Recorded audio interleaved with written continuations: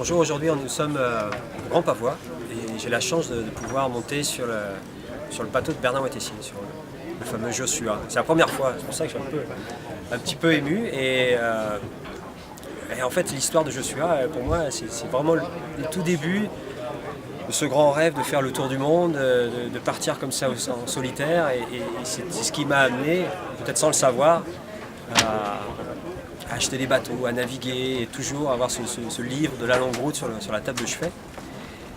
Jusqu'en 2015 où il y a eu l'annonce des 50 ans de la Golden Globe Race.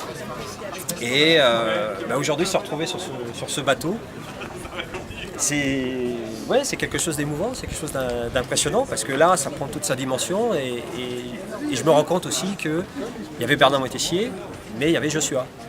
Peut-être que l'histoire a été différente s'il n'y avait pas eu Joshua. Et je pense qu'on sent bien tout le travail, toute la réflexion de Bernard en regardant le bateau, le détail. On sent qu'il y a... C'est le fruit d'une mûre réflexion.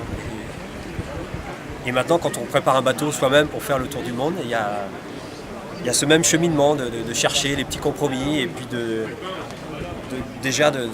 en rêve de faire son tour du monde comme ça.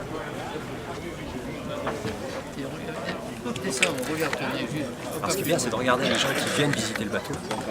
Et, il y a ceux qui connaissent, il y a ceux qui connaissent l'histoire, il y a ceux qui ont lu les livres, il y a ceux qui ont rêvé, comme cette génération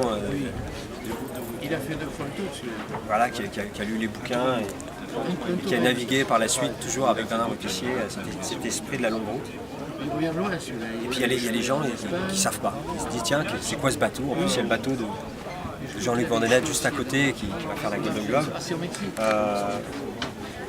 Donc c'est bien de recréer comme ça un événement et de parler de ce qui s'est passé. C'était quand même il y a 50 ans, les choses ont beaucoup évolué sur les bateaux et même dans la philosophie de naviguer.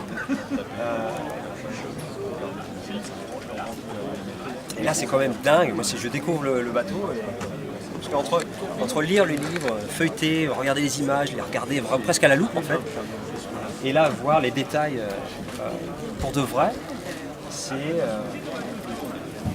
vraiment intéressant. Moitessier, il passait des heures ici. Alors il faut savoir qu'il avait une petite coupole ici, je crois que c'était fabriqué avec une bassine en métal qu'il a découpé, les petits hublots pour se mettre à l'intérieur et puis être au chaud. C'est ce que je vais faire d'ailleurs pour l'année prochaine, c'est se trouver un petit endroit confortable où on puisse rester des heures à la veille et pouvoir naviguer en sécurité.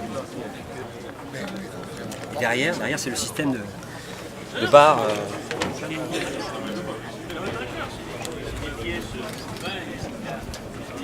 Là, dans son fameuse barre franche, et derrière il avait un régulateur d'allure